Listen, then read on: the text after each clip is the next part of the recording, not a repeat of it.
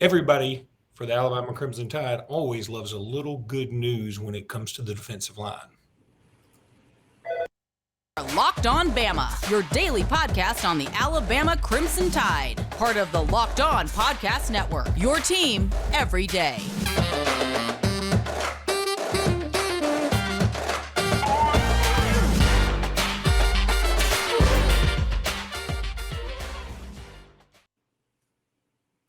Hey, everybody, and welcome back into Locked On Bama. Luke Robinson, that's me. That's not Luke Robinson right there. I've got it all mixed up. I've had a long day. I'm going to start over. Hey, everybody, welcome back into Locked On Bama. Luke Robinson, that's me. Jimmy Stein, that's him. And I'm not starting a podcast over, literally just doing this. So anyway, Jimmy, good news for the Alabama defensive line is Justin Eboigbe is 100% ready to rock and roll for 2023. This is a big piece of news for the 2023 defense. Oh, no doubt. He's playing his best football. At the time he hurt his neck last year, I thought he might have even been the best defensive lineman on the team at that particular time. And again, we talked about this before. Don't look for the stat sheet, to prove what I'm saying. I mean, our defensive linemen, in terms of what we like them to do is affect defeat the block, occupy your gap to the point that it disrupts what the offense's plans are. And Eboigbe is really good at that. He gets off blocks well, eats up space well. He can rush the passer, but he's good against the run. And most importantly, this will be his 5th year at Alabama starting football games. That sort of experience and maturity just simply cannot be replaced. And I think he's a key part of what looks to be a really good rotation. I know everybody wants, when are we going to have another Q? When are we going to have another Marcel Darius? When are we going to have another Jonathan Allen? Well, those guys aren't around all the time. So the next best thing you can do is have a wave of good players. And Alabama probably will have their best defensive line situation in several season. Wave of players like Eboigbe and Otis and Tim Smith, guys we know are good. And then here comes a whole Damon Payne, Jamarian Latham, and Jamil Burrows, who have all played first team snaps for multiple seasons in some cases in the past. And the great news is it's just whispers that we hear. Don't know what's true, and we probably make too much of the photos and video we get. But there's early indications that James Smith has been just too good to keep out of that rotation, and that there's a good chance that James Smith will be a big part of things in the fall on the defensive line, which is really impressive considering who he had to leapfrog to earn snaps. If it's true, we'll know more on A-Day. Yeah, we certainly will. I'm looking forward to seeing him for one. That's one of the most exciting guys we signed in an incredible class. So, yeah, James Smith's a big deal. But I want to get back to Eboigbe here for a second because I do think we can't undersell this. He only played in 4 games last year. Looking at the statistics, he had 11 total tackles. It doesn't wow you. I get it. But he's not from a position that's going to wow you with a bunch of tackles. That's the way it is. He ended up with no sacks and, no fumbles recovered, nothing like that. But I think we all know he's been on the precipice of being extraordinarily good at times. And then I don't remember the exact moment or the exact time he got hurt, but I know Vanderbilt was his last game last year. Do you remember anything about his injury from last year? Believe in terms of when the injury happened, or at least when they got an indication that something was wrong and serious, was actually in the practice field. So I'm not sure anything specifically happened in a game that caused his situation, which was very serious at one point. They had to send him to a specialist, and if not the work of that specialist, had been playing football again. This is what I remember, Luke, in terms of tangible evidence that it's not just us being Homer Alabama fans. I remember thinking Eboigbe had been maybe our best defensive lineman 2 weeks in a row. And I remember commenting right here at Locked On Bama. I think we commented and both agreed. I'm like, I'm not so sure the past 2 weeks that the best defensive lineman on the field hadn't been Justin Eboigbe. He's been really good. And then when we get off the air and I'm doing my normal Sunday thing of just reading voraciously about all that happened over the weekend. I remember a tweet from Jim Nagy with the Senior Bowl saying, there are 3 Alabama defensive linemen that have really caught our attention in the early going. All 3 are playing great. And he was referring to DJ Dale, Byron Young, and Justin Eboigbe. And I know from my history with Jim Nagy and reading his tweets and stuff, I went ahead and you can almost count that as a Senior Bowl invitation. I mean, that's how he, that's not how he announces it. I'm just saying Nagy, when he's really complimentary of a player, you can almost smell the postage stamp being applied to the invite from the Senior Bowl. And I remember that tweet really well right after me and you got off the air talking about, man, Eboigbe's been really good these past 2 weeks. And as we know, both Byron Young and DJ Dale did, in fact, participate in the Senior Bowl and are both highly likely to be drafted. I think Eboigbe, had he never been hurt, he would be right there with Young and Dale, in terms of like going in the draft, going to the Senior Bowl, going to the combine. But he got hurt. And it's one of the few things that went, I wouldn't say it's a good bounce for Alabama. It was so unlucky. I don't want to say it was really misfortune for Justin, but that was Alabama's fortune because we're getting another year out of him. And experience and maturity and age. I mean, those San Diego State basketball players that beat us were all 25 years old. So it's helpful when you have a couple of older guys on the team. And Justin, this will be his starting games at Alabama, not just being on the team. You're doing that shtick again where you're muted. It's a shtick. Did it again. I was so excited to get this next joke out where I said, I was going to say, you guys know, if you've ever listened to Jimmy Stein, if there's one thing you can't stop him from doing is reading voraciously. I do read voraciously. It's the only way to read. It's the only way to read. I don't do anything else voraciously. Well, I don't know. I drink a lot of beer. I swear it's not a shtick, y'all. I'm just this bad at this. It's not a shtick. Luke accidentally leaves the mute on, and I drink a lot of beer. Those are not SNL skits. And what's even funnier is like this is sweet. I am far and away the more tech savvy of the two of us. That is true. This is also true. But of course, that's like being the world's tallest midget. Okay, so Jimmy, I don't know if we can say midget anymore. I probably will get censored for that. I didn't mean it in a bad way. Whatever. FanDuel. And now FanDuel. Let me tell you about FanDuel. The NBA playoffs are almost here, and now is the perfect time to download FanDuel, America's #1 sports book, because new customers get a no-sweat first bet. You can't beat that. It's up to $1,000. That's bonus bets back if your first bet doesn't win. You can bet on everything from the money line to points scored to rebounds to threes drained, whatever you want. You can include spreads, money line, total, player points, rebounds, assists, exclusive bets like the 2x3, 2 3-pointers scored in the first 3 minutes. Yeah, they will have odds on that. That's pretty cool. Plus, FanDuel even lets you combine your bets for a chance at bigger payout with same-game parlay. So don't miss the chance to get your first no-sweat first bet up to $1,000 in bonus bets when you go to FanDuel.com/lockedon. That's FanDuel.com/lockedon. Make every moment more with FanDuel, an official sports betting partner of the NBA. I didn't say it earlier, so I'll say it now. Thank you for making us your first listen. We appreciate you guys a ton. Jimmy, the transfer portal giveth and the transfer portal taketh away, and now it is takingeth away Jaden Bradley. Look, I would be lying if I said I didn't think this was, a possibility, but I'm a little shocked now. I don't know necessarily it means that JQ is 100% coming back, although I think he will be coming back. I don't think that's what it means at all. Frankly, the more I think about this, and maybe this is me with crimson-colored glasses, I understand. I get it. I get it from a Jaden Bradley perspective and an Alabama perspective.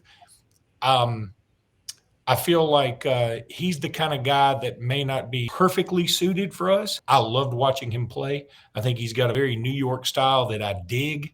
I really like Jaden Bradley a lot. I would love to have him on this ball club. However, he's not a great three-point shooter. He's not a great shooter, period. He's a drive guy, and that's fantastic. He also got himself into some foul trouble. He would, get a bunch of charges from time to time, it seemed like. But I don't think it's a horrible loss. That being said, I like him a ton. I wish he were on this team. I don't know another way to say this. I don't think this is devastating, though. No, it's not devastating. I mean, my rant is not about, dang it, we won't have Jaden Bradley next season is wrecked. That's not my rant at all, because like you, Luke, I don't believe singular loss is devastating or that we can't find a suitable replacement. I'm also optimistic, like you, that Javon Quinterly will return and be the primary point guard, and hopefully Mark Sears is returning and he can play the point as well. And who knows what will happen in the portal. But, my rant, or where I'm upset about it, I wasn't really lashing out at Jaden so much as just, the state of the game. It's just real sad to me. I mean, Jaden Bradley is the fourth McDonald's All-American to enter the portal that was an All-American in 2022. That was just a year ago. Literally a year ago, he's named an All-American. His recruitment is a huge deal. He picks Alabama. It's a big deal. And now he's in the portal. And again, there's three others. I get a little frustrated. I read a lot of comments from fans. And as you all know, I famously get a little frustrated over it. My comments are really about, I've seen just a lot of statements that get to me a little bit, but people have to realize this isn't an Alabama problem. You might think it's an Alabama problem because Bradley's in the portal and he's an All-American, and why is he leaving? And there's three other McDonald's All-Americans from the same cycle that are in the portal too. It's just the new world where you have to reinvent most of your roster every year. I went back and looked in, here I'm doing the old man, screaming at kids getting off my lawn thing.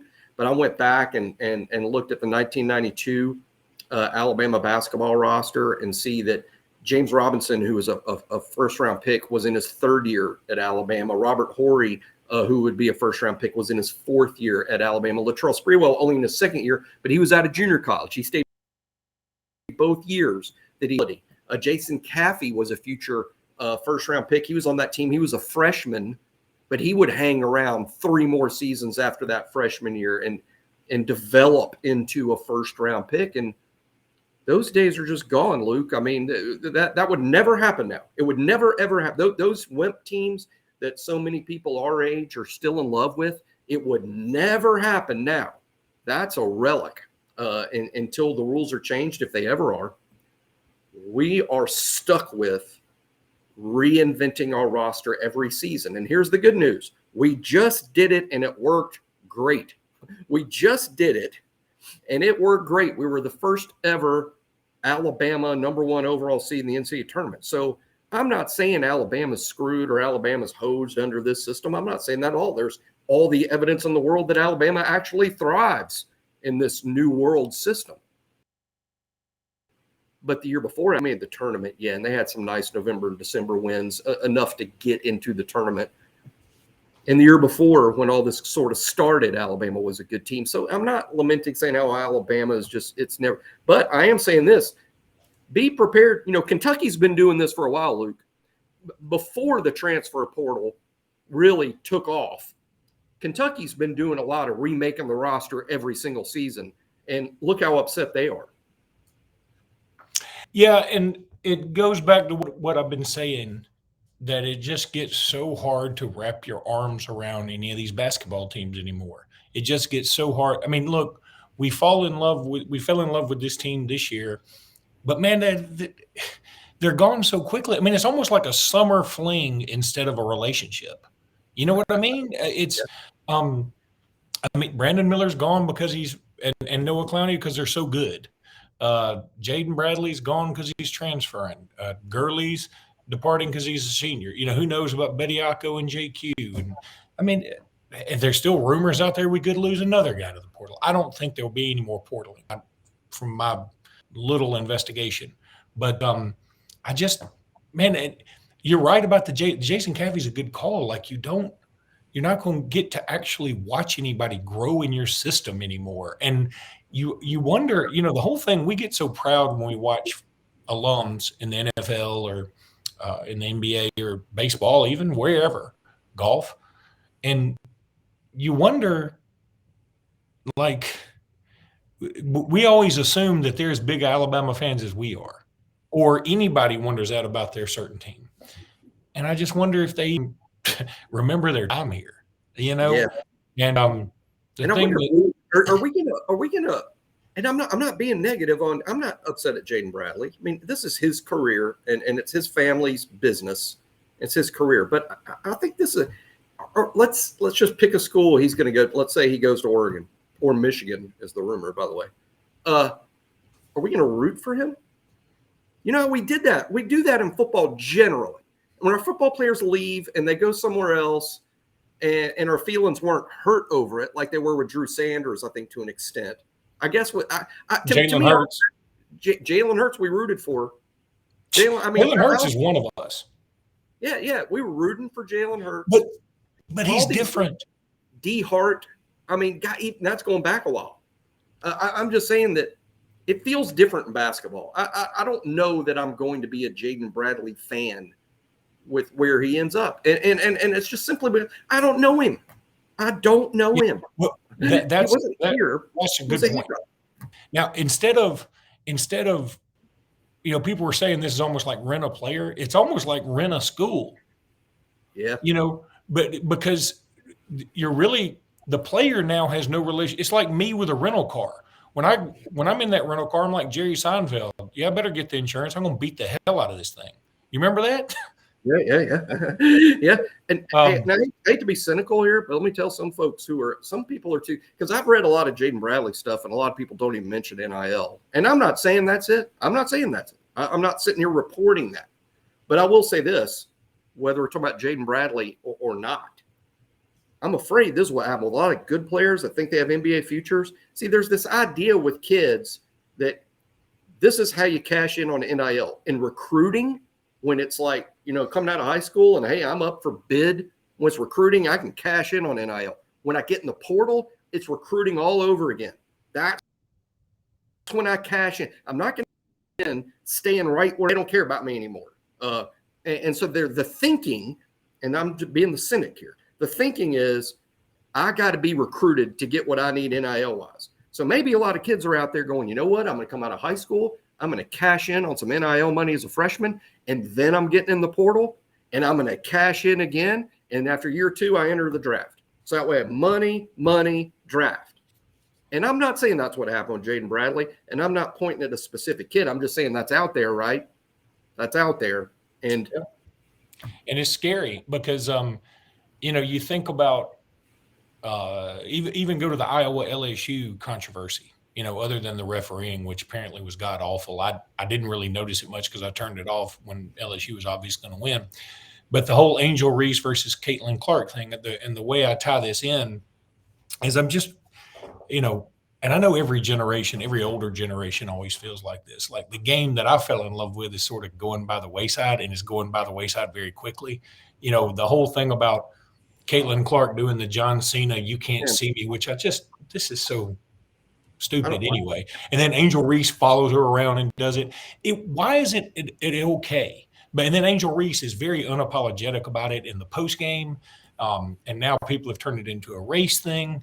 And my thing is this: why it's okay to say, hey, Caitlin Clark probably shouldn't have done that. Angel Reese, I don't think should have done that. And it's okay to say it was bad sportsmanship. And instead of saying everybody just needs to accept the way that we now the way everybody plays basketball in a very cocky manner, why can't we say let's try and dial it back a little bit? Same thing with the transfer portal. Can we try to dial it back a little bit? Yes, I know schools got greedy, and I know that conferences got greedy, and I know it was all about money and coaches got greedy. All these things happened. I understand. But when we keep what's the old saying? 2 wrongs don't make a right, and 3 rights make a left. But several wrongs definitely don't make a right. So let's just try and get a stranglehold back on this sport, at least a hug around it. Kind of the hug you give an aunt, not the hug you give a dying mother or something. Anyway, that's Yeah, a I'm not terrible way to against. say that. We've said it a million times, both of us. Neither one of us are against the idea of NIL. We're not against name, image, and likeness of the kids making money off their name, image, and likeness while they're in school. It's not that. It's the way it's being used by the schools that are, and collectives and everything else. I mean, it's the way it's being utilized, which is creating just an untenable situation. And in the end, I mean, I'm pro kid. Is Jaden Bradley going to graduate from college? Is he going to graduate? No, he's going to play in the NBA. Is he? The kid that I just saw, now will be brutal. He don't play for us anymore. The kid I saw this year ain't going to play in the NBA. That's not an NBA. That's not an NBA basketball player. Now, can he develop into an NBA basketball player? Definitely. He is definitely the type kid that would be extremely well served playing 4 years of college basketball. And at the end of year 4, he's a maybe. The kid that I saw play this year is absolutely not an NBA basketball player. He can't shoot the ball. That's kind of important when you play out on the perimeter in the NBA. They expect you to hit shots when you have somebody in your face. He doesn't even hit the ones when there's nobody there. So the irony is and improve. The irony is, in 3 years he'll probably playing for San Diego State because all old basketball players go to Dallas. But anyway, and he'll be a good player in year 4, like all those San Diego State players are in year 6. And they beat our 19-year-olds. Let's take a break. When we come back, we're going to very quickly talk about 5 potential Alabama flip candidates, as brought to you by the good people at Bama Online. Jimmy, always love this. This seems like filler unless you're a big recruiting guy like I am and you are. Mm-hmm. But I know On 3 does this occasionally too. Andrew Bone does a good job with it. But Hank South came out with this from Bama Online, talking about 5 guys who are potential flip candidates for Alabama. Now, look, some of them are pretty obvious. And so I'm going to skip past DeMarcus Riddick, even though I know we'd all love to flip him. He's a 5-star out of Chilton County. There's also Ellis Robinson, the 4th, that we've talked about a lot on this podcast, a defensive back out of Bradenton, Florida, or IMG Academy, who Alabama thought they had a good shot with. He ended up committing to Georgia, so be it. But there's Dylan. Is it Dylan Evans? Am I saying that right? Or Dylan? Is that the defensive lineman from Texas?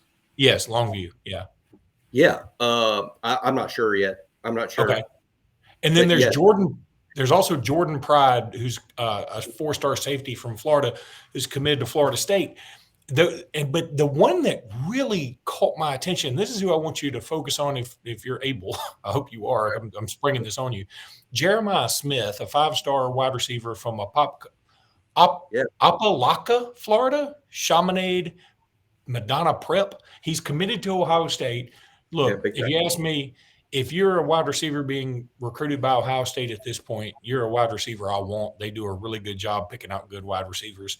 And this guy seems like – I'll piggyback their receiver and offensive line offers every time. If Ohio State's offered you as a wide receiver and offensive lineman, I don't need to see film. I don't need to see a still photo. I don't need to see your name on a list. I just need to know Ohio State has offered you. I want you at wide receiver and offensive line. Everything else is up for debate. Quarterback to some extent. So tell us a little bit about him. And do you think Alabama has a real shot here? Or is this just maybe they're putting in a paragraph? No. Well, first of all, if Hank South, who's a real pro, if he said it, I believe it.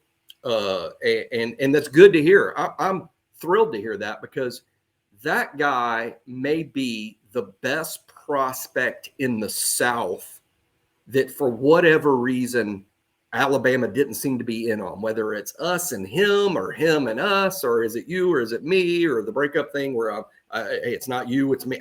I don't know, chicken or egg, however you want to put it. I don't know whether the kid wasn't on board with us or we weren't on board with him, but it was just sort of like, this kid is incredible. Why isn't Alabama involved?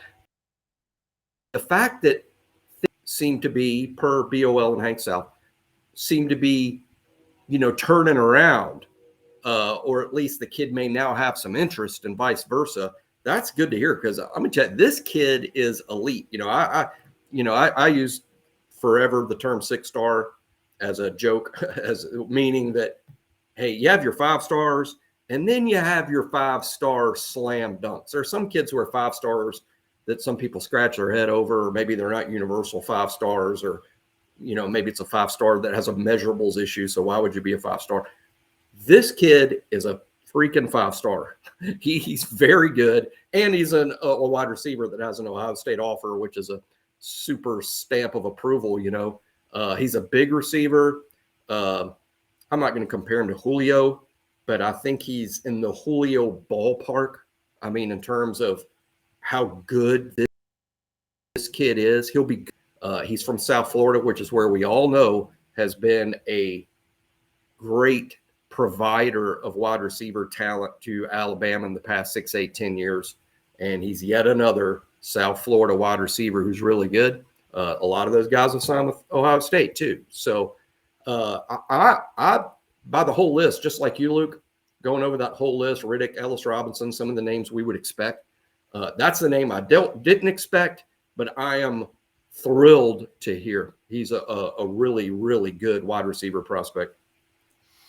Yeah, he's one that I'm just so intrigued with all the wide receivers this year. I mean, but I'll tell you what, again, if you tell me we don't get him, but we keep Ryan Williams for 2025, we keep Perry Thompson for this year, and then we get Cam Coleman out of Phoenix City, I'd say I'll take that deal. Now, if we ain't going to get Cam Coleman, then I want to get this dude.